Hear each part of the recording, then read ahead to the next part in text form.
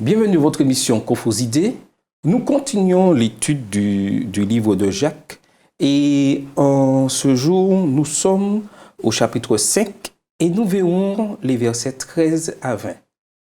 Après la patience, Jacques nous fait la joie de comprendre que la prière, c'est quelque chose d'indispensable. Mais la prière est-elle toujours exaucée? Et nous allons en discuter avec Saïda et Florine nous fera la prière. Notre Père, notre Dieu, merci pour l'échange que tu nous accordes en ce jour. Permets que nous puissions être guidés par ton Esprit Saint afin que nous puissions aussi délivrer ton message et que nos jeunes puissent comprendre l'importance de la prière et de la communion. Dans le nom de Jésus et pour ta gloire, Amen. Amen. Alors, pensez-vous que vous savez prier? Prier, c'est une discussion, c'est une conversation avec Dieu. Alors on fait avec avec nous-mêmes. On fait avec ce qu'on a en fait. Il ne s'agit pas de faire de grandes phrases, mais Dieu comprend. Donc prier, pour moi, c'est une discussion. Donc je ne vais pas avoir la prétention de dire que je sais prier, mais je sais discuter avec mon Dieu. Alors, Florine. Alors, si je reprends la définition de Saïda, oui, je sais prier. Ça, je pense que Dieu s'en est bien rendu compte, parce que limite, je suis harcelante parfois, je devrais l'être tout le temps, mais par contre, si effectivement on s'en tient à certaines définitions ou comment on nous inculque la prière, on peut se dire « Ouh là là, je ne sais pas prier ». Et du coup, ça peut nous scléroser et se dire « je ne vais pas prier ». Surtout quand comme on a fait juste à l'instant, où on prie ensemble, on peut se figer en se disant « non, moi je ne sais pas tout à fait prier ». Et comme le disait justement Saïda, parce qu'on nous dit oui, avec de grandes formules, de très belles phrases. Et puis en fait, on se rend compte que c'est pas tout à fait ça. C'est juste parler avec son Dieu, avec ses mots, avec sincérité surtout. Et puis on sait prier à ce moment-là. Oui, c'est vrai que je regarde tout petit, on veut apprendre nos enfants à prier, on les apprend, oui, béni maman, béni papa, etc., etc. Et puis ça s'arrête là. Alors que la prière, c'est un échange, comme disait Saïda, avec notre Dieu. De la même manière qu'on parle avec nos parents, de la même manière, on devrait parler avec Dieu. Et des fois, je dirais ces explications dès le départ, on veut apprendre à l'enfant à dire les bons mots, mais des fois, il faut savoir, lorsqu'on prie, ça devrait être une expression qui vient fond de soi, ton désir. Et l'apôtre Jacques le dit très bien au chapitre 5 et versets 13 et 14, il dit « Quelqu'un parmi vous est-il dans la souffrance? Qu'il prie. » Ça veut dire que dès que je suis en difficulté, je prie. Quelqu'un est-il dans la joie? Qu'il chante des cantiques, qu'il prie, qu'il loue l'Éternel. Verset 14, quelqu'un parmi vous est-il malade? Qu'il appelle les anciens de l'Église et que les anciens prient pour lui en loignant d'huile au nom du Seigneur. La prière de la foi sauvera le malade et le Seigneur le relèvera. Et s'il a commis des péchés, il lui sera pardonné. Lorsque je lis ce texte-là, je me dis que si la prière n'est pas exaucée, c'est qu'il y a un problème. C'est qu'on demande mal. Oui, qu'on demande mal. Mais est-ce que c'est ce que l'apôtre Jacques veut dire là? Non, l'apôtre Jacques, à ce moment-là, il veut nous dire de prier en tout temps. Et c'est vrai que la phrase, au verset 14, c'est que quelqu'un parmi vous est-il malade? Que les anciens prient pour lui. Et souvent, en fait, on a du mal à demander aux autres de prier pour nous. On veut garder pour soi nos difficultés, nos problèmes et se dire, l'autre verra que ça va pas, l'autre verra à travers mon visage, mon expression que je me sens pas bien. Mais on n'ose pas dire, prie, tu sais, je vis des moments difficiles, je peux pas rentrer dans les détails, mais prie pour moi.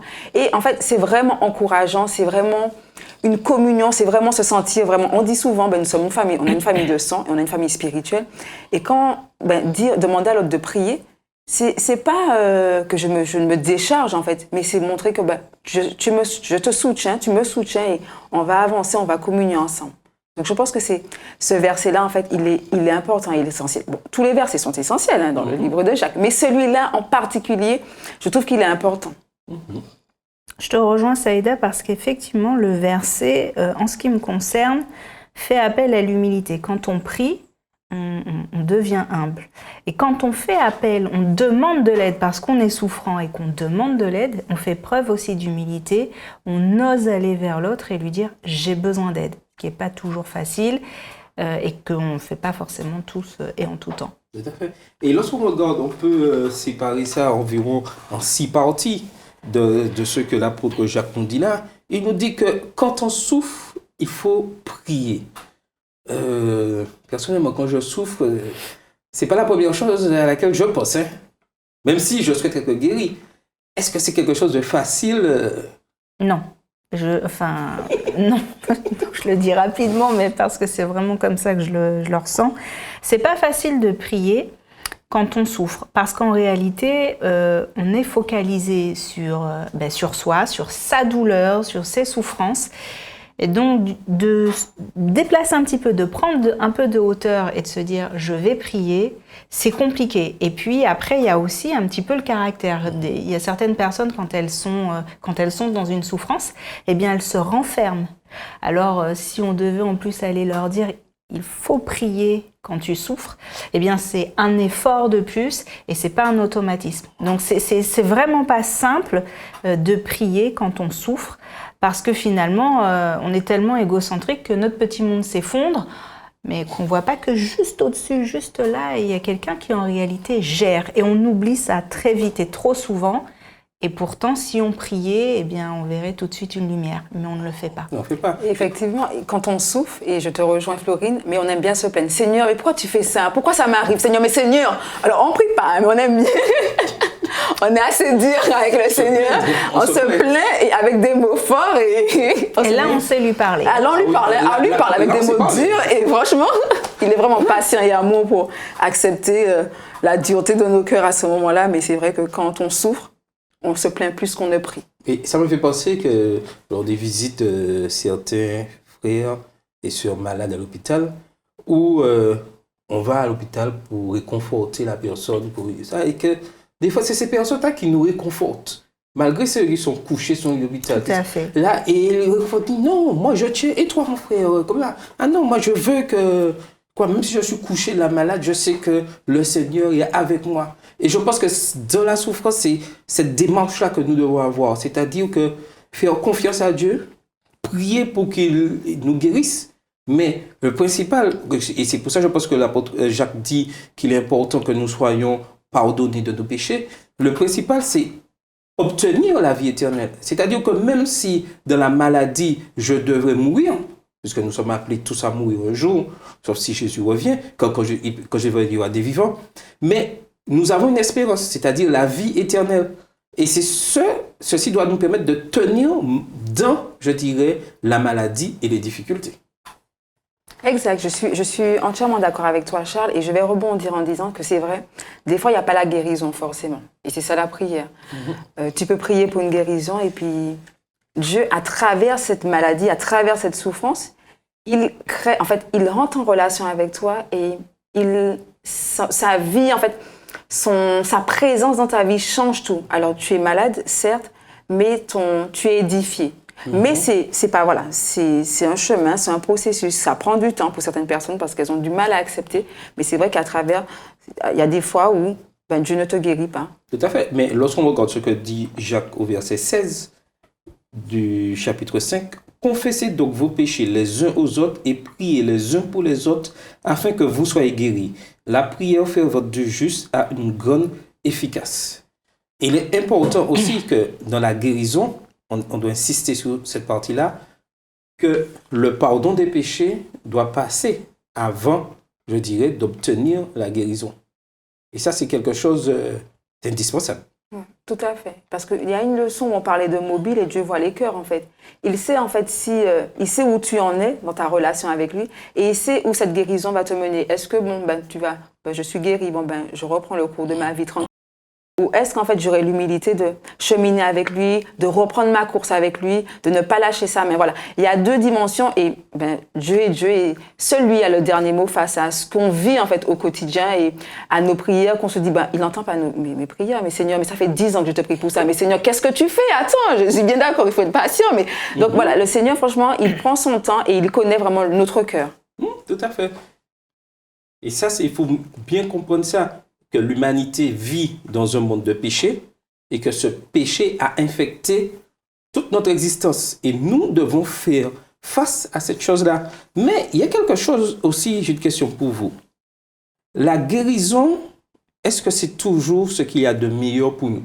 Non, je ne crois pas, parce que on prend l'exemple où eh bien, j'ai une personne qui, dans mon environnement, est malade et je prie parce que je veux qu'elle guérisse.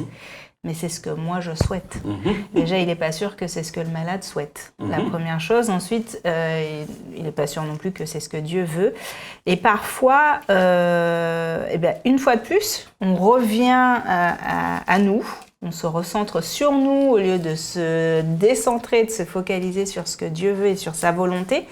Et parfois, Dieu ne guérit pas parce que peut-être que s'il guérissait cette personne, et c'est ce que tu disais juste avant Saïda, eh bien peut-être que la personne finalement reprendrait sa vie d'avant, oublierait ce que Dieu a fait et l'éloignerait même de Dieu. Et ce serait donc beaucoup plus dangereux pour elle de guérir que finalement, que de ne pas avoir cette guérison, mais d'avoir la vie éternelle, que de guérir et de ne pas avoir la vie éternelle. Donc on ne comprend pas toujours, surtout quand c'est quelqu'un de proche et qui est dans une situation critique et qu'on veut que la personne guérisse, on ne comprend pas toujours ce que Dieu fait et pourquoi cette personne finalement n'a pas été guérie. Mais quand on analyse un petit peu ce qui se passe, on se dit que finalement c'est peut-être la meilleure des solutions et Dieu seul sait pourquoi. Tout à fait, Dieu seul sait pourquoi. Et nous avons l'exemple multiple. Et Madame Ellen G. White dit dans l'un de ses écrits, elle écrit comment sa propre vie a été assaillie par la maladie et comment Dieu s'en est servi pour la garder près de lui. Et elle ajoute encore, parfois la maladie résulte d'habitudes de choix néfastes. Dieu juge à propos de ne pas interférer avec les conséquences naturelles de peur que cette personne se soit encouragée dans une direction aussi néfaste. D'autres fois, la maladie rapproche l'individu de Dieu. Il y a multiples exemples. Et nous avons un roi dans la Bible où Dieu avait décidé qu'il devait mourir. Il refusa, il supplia Dieu de pouvoir obtenir une prolongation, entre guillemets, de sa vie. Et cette prolongation fut désastreuse jusqu'à aller perdre son salut. Donc, des fois, Dieu sait mieux que nous-mêmes quand, des fois, la maladie, pourquoi nous sommes malades. Et nous devons accepter cela. C'est pas facile. C'est pas facile, c'est compliqué. Quand on est en pleine jeunesse, en plein de... Là, quand je regarde des hommes en pleine santé et qui attrapent un cancer foudroyant et en 3 mois... c'est fini. Et dans cette souffrance-là, on doit apprendre à faire confiance à Dieu, à dire oui, il sait, puisque nous avons une espérance. Surtout qu'on le disait à la leçon d'avant, quand il s'agit de mourir, on est beaucoup plus patient. Alors, on n'est pas pressé. Hein? Non, on n'est pas du tout pressé. Donc, si là, demain, Dieu nous dit, bon, ben, on va s'arrêter là parce que, ouais, l'acceptation, mais même la compréhension, je pense que c'est très compliqué. En tant qu'être humain, c'est très, très compliqué. Et je me dis que ça demande une sagesse énorme de se dire, d'accord, j'accepte parce que je sais que tu m'offres la vie éternelle. En fait, je pense qu'il y a plusieurs étapes. En fait, c'est comme le deuil. Le deuil, il y a différentes étapes. C'est-à-dire accepter le fait que je sois malade ou que j'ai un cancer. Comprendre pourquoi ça m'arrive à moi, parce que je mange bien, je fais du sport, je mange bio, voilà, je prie, j'ai un poste à l'église, voilà, tout va bien, Seigneur, je te prie. Et pourquoi ça m'arrive à moi alors que les autres, en fait, à ce moment-là, on va se comparer aux autres. Il y a cette première étape-là. Ensuite, il y a une deuxième étape d'en vouloir à tout le monde, à la terre entière, à Dieu, pour ne pas, voilà.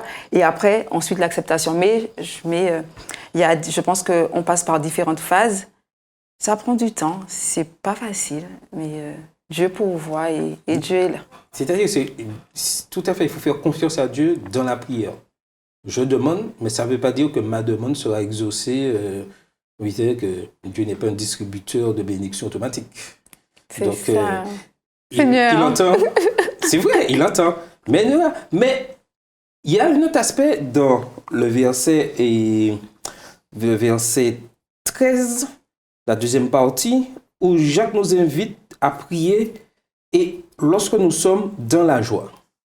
Je me pose la question, pourquoi Jacques nous incite à prier quand nous sommes heureux? Normalement, ça devrait être quelque chose de logique.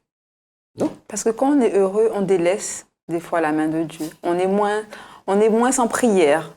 Elle est tout bien compliqué. Non, Hein? notre prière, c'est uniquement dans la voiture. Ou, voilà, on est un peu, voilà, on est comme ça. Et en fait, c'est pour ça qu'en fait, il nous exhorte, il nous dit de chanter, parce que voilà, la louange, c'est prier 2 fois. Et louer Dieu, c'est déjà lui rendre gloire et lui rendre l'honneur qui lui est dû. Donc c'est pour ça qu'il nous le dit. Mais c'est vrai que quand on est heureux, Seigneur, voilà, ça passe un peu à côté, quoi. Non, mais je suis juste en train de me dire, essayer de comparer, on va trouver ça un peu amusant. Lorsque je souffre, je prie, chaque minute je suis en prière, puisque je veux sortir. Est-ce que ça veut dire que lorsque je suis heureux, chaque minute je dois être dans la louange, dans la prière? Et pourquoi pas? Puisque finalement, ce qu'on comprend, c'est de prier en tout temps, en toute occasion. Est-ce qu'il devrait y avoir juste une occasion particulière où, bon, aujourd'hui, je décide de parler à Dieu. Ah, demain, je le mets au placard, on verra ça plus tard. Et on arrive au sabbat, je vais peut-être finalement aller lui reparler un petit peu. C'est pas ce qu'on fait, en tant que parent, c'est pas ce qu'on fait avec ses propres enfants, même si des fois on en a assez, et que l'enfant il crie, on le met pas au placard, on l'enferme pas pendant 24 heures et on se dit tiens, je le récupère au passage. On ne le fait pas. On s'oblige à faire certaines choses parce qu'on a des responsabilités, parce qu'on est parent. Eh bien, je crois qu'en tant que chrétien, on a aussi des obligations, des responsabilités et on devrait, même si le terme est, j'aime pas trop les obligations, etc. Mais là, je me dis que oui, on devrait s'obliger à entretenir cette relation avec Dieu, à lui parler et en toute occasion. Oui, si je suis heureuse aujourd'hui parce qu'il y a ça à 8h, parce qu'il y a ça à 9h, parce qu'il y a ça à midi et merci Seigneur. Et on peut continuer. Prier, ça ne veut pas dire que c'est pendant des heures, mais merci Seigneur. On s'adresse à lui. Et ça peut être toute la journée, si c'est une super journée, si c'est la journée la plus mémorable de l'année 2022 à ce jour. Et pourquoi pas? Alors, la question qui me vient, surtout lorsque on entre à l'église, on entre dans ce cheminement, on nous apprend à prier et on nous dit qu'il y a une position à genoux, prier. Alors, lorsque Jacques dit prier tout le temps, en tout temps, mauvais ou bon moment, est-ce que c'est à genoux obligatoirement que je dois me mettre pour que cette prière puisse monter à Dieu? Non, moi je ne pense pas. Alors après, sans rentrer dans les détails des positions pour prier, on l'a dit au départ, prier c'est juste parler, discuter. On discute et on n'est pas à genoux, on est assis. Je peux très bien être allongée sur mon lit, regarder au plafond et discuter avec Dieu. Je peux être assise dans ma voiture où j'attends un rendez-vous et parler avec Dieu. Je peux m'arrêter sur le bas-côté parce qu'à un moment, j'ai une question, un doute et parler avec Dieu. Je peux faire des courses, être dans une file d'attente et parler avec Dieu.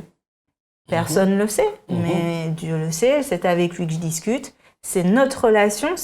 Je crois aussi que la communion, elle est là. C'est-à-dire que il faut peut-être qu'on oublie un peu tous ces protocoles. On rentre dans une prière et c'est ce que tu disais. Quand on est petit, on va donner des mots-clés, des phrases-clés et aussi des attitudes.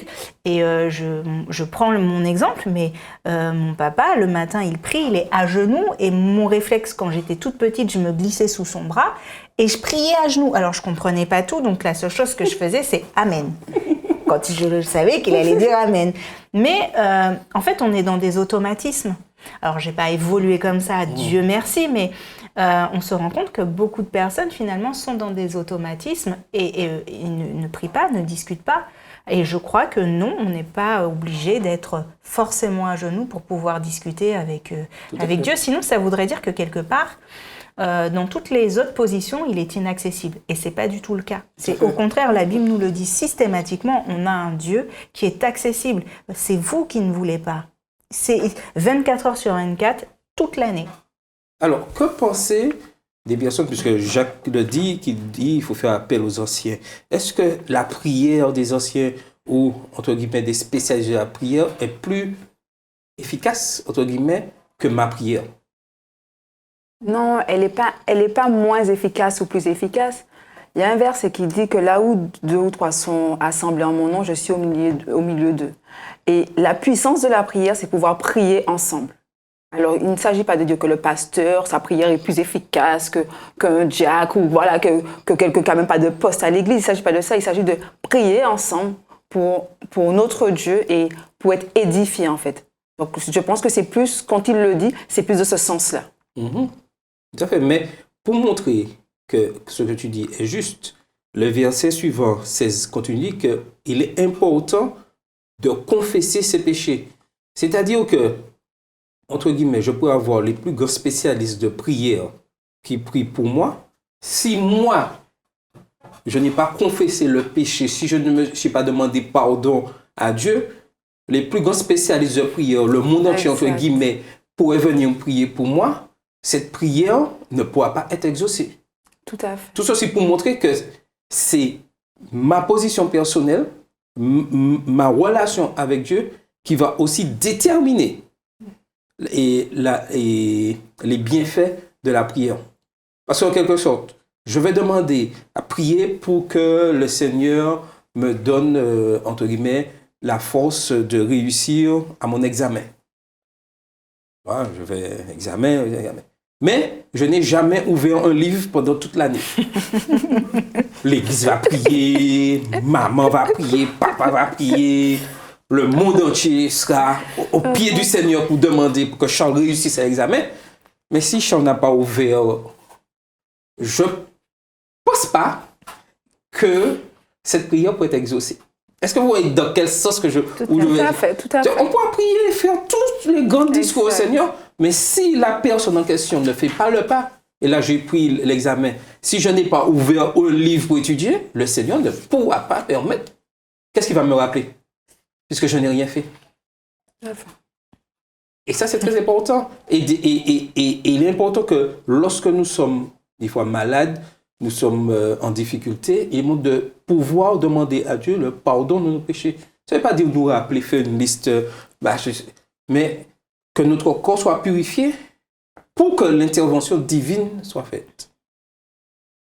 Et ça, c'est quelque chose qu'on pourrait dire un peu mystérieux, la force de la prière. Mais Jacques nous fait comprendre qu'il faut que la personne en question puisse confesser totalement ses péchés. Et si aussi j'ai quelque chose vis-à-vis de mon frère, il faut que je puisse, même si je suis, entre guillemets, un combattant de prière, mais il faut que dans ma relation avec mes frères et sœurs, ça soit apaisé, puisqu'il le dit clairement au verset 16 qu'il faut confesser les péchés les uns les autres et prier pour les autres afin que vous soyez guéris. La prière fervente du juste a une grande efficace.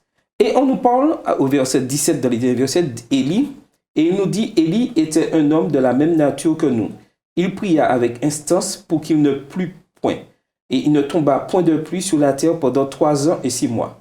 Puis il pria de nouveau, et le ciel donna de la pluie, et la terre produisit son fruit. Mes frères, si quelqu'un parmi vous s'est égaré loin de la vérité, et que notre l'y ramène, qu'il sache que celui qui ramènera un pécheur à la voie où il s'est égaré sauvera une âme de la mort et couvrira une multitude de péchés. Et ça, c'est très important pour nous. Tout faire, certes, nous faisons tout pour obtenir la vie éternelle, mais tout faire pour que l'autre, que nous voyons qui s'est un peu égaré, qui ne respecte pas les principes de santé, qui ne respecte pas les principes de base, puisse être sauvé.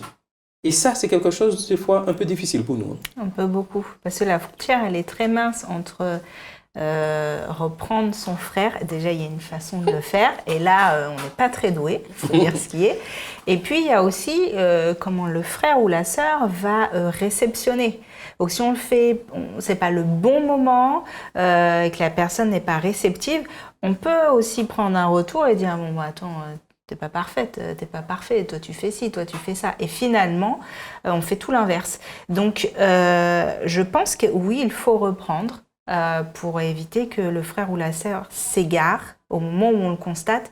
Mais je crois aussi qu'il y a un moment et qu'il y a une façon de faire. Et c'est peut-être ça qui est difficile à apprécier pour nous. Et je pense que c'est en complément aussi que lorsque nous prions pour quelqu'un, il faut pouvoir aussi le ramener sur la bonne voie. C'est-à-dire, dans mon cas, moi qui n'ai pas ouvert mon livre, qu'est-ce que vous allez me dire? Et vous savez que je n'ouvre pas et vous priez pour moi. Ouvre ton livre, Charles. C'est juste demandé de l'ouvrir. Hein. Je n'ai pas été plus loin. Des fois, il faudrait peut-être faire plus. Exactement. Mais on ne fait pas plus. On est très timide quand c'est ce genre d'action. C'est-à-dire, on est juste en train de dire, à la limite, Seigneur, j'ai fait. Tu sais, je lui parle, mais tu sais qu'il n'ouvre pas la Bible. Bon, quand je dis la Bible, le livre pour étudier, permet qu'il ouvre le livre une fois pour pouvoir réussir à cet examen. Mais, et c'est ça que Dieu nous demande. Des fois, il faut ramener la personne. Oui. C'est pas pour dire que je prie, je sais que cette personne est dans telle situation. Il dit au Seigneur, je dois aussi donner des conseils pour le ramener parce que je veux que cette personne soit guérie, mais je veux que surtout que cette personne obtienne, je dirais, la vie éternelle. Mais c'est là qu'on comprend une fois de plus l'importance de prier. Parce que dans cette situation, si on y va, on ne demande pas l'avis de Dieu, on y va, eh bien en général, et c'est ce qui se passe quand même, on ne dit pas les choses de la bonne manière, on n'emploie pas les bons mots et on n'a pas la bonne attitude. Donc en fait, on a fait tout l'effet inverse. Par contre, on peut constater que le frère ou la sœur est en train de s'égarer, dire bon, je vais parler avec mon ami, je vais demander à Dieu, éclaire-moi mais provoque déjà l'occasion que je puisse me retrouver face à cette personne et lui évoquer. Mets les bons mots sur ma langue, permets-moi d'avoir la bonne attitude parce que tu sais que ton enfant est en train de s'égarer et j'aimerais qu'elle revienne à toi. Et ça revient aussi à ce qu'on disait depuis quelques semaines, le mobile du cœur.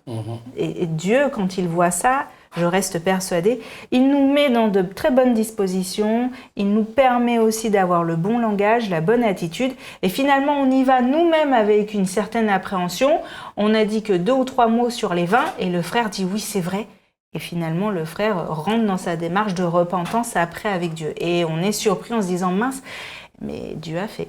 Mais voilà, c'est Dieu a fait. Et vraiment, il faut être sage par rapport, je suis entièrement d'accord avec ce que tu dis, il faut être sage parce que souvent on dit, ouais, c'est grâce à moi qu'il est revenu. Oui, c'est grâce à moi. Oui, c'est moi qui ai prié pour lui, hein, parce qu'il était vraiment dans la débauche et puis il est revenu. En fait, je me dis, il faut être vraiment prudent. Quand on va vers un frère et qu'on demande à Dieu, son Saint-Esprit, afin qu'il nous donne les mots, pour pouvoir être humble quand la personne revient. Et pas lui dire, ah ben ouais, ben, c'est moi qui ai fait, hein, sinon ben, tu ne serais pas là, tu vois. Et donc ça décourage l'autre. Et beaucoup, ben, ils s'en vont, ils ne reviennent pas. Tout à fait. Lorsqu'une âme se donne à Christ, nous ne sommes que des intermédiaires. C'est le Saint-Esprit qui agit. Lorsqu'il y a des multiples, même notre histoire personnelle, de là où nous sommes, même si nous sommes influencés par des hommes qui nous entourent, c'est vrai, X, Y nous a permis, mais la transformation, elle n'est pas humaine. Ce n'est pas humainement que nous arrivons. C'est avec l'aide du Saint-Esprit qu'il y a cette transformation. Et c'est là l'importance que nous devons être constamment en communion avec Dieu. Et voilà le sens de la prière. Et constamment avec Dieu. Et nous devons placer constamment devant Dieu nos besoins, nos joies, nos tristesses, nos soucis, nos craintes. Le Seigneur n'est jamais fatigué. Il n'est jamais fatigué. Et ça, nous devons avoir cette certitude qu'il nous écoute toujours. Toujours, constamment. Continuons constamment à prier, à chercher Dieu. Il ne nous abandonnera jamais. J'ai cette certitude. Et vous, c'était votre émission Coffres Idées.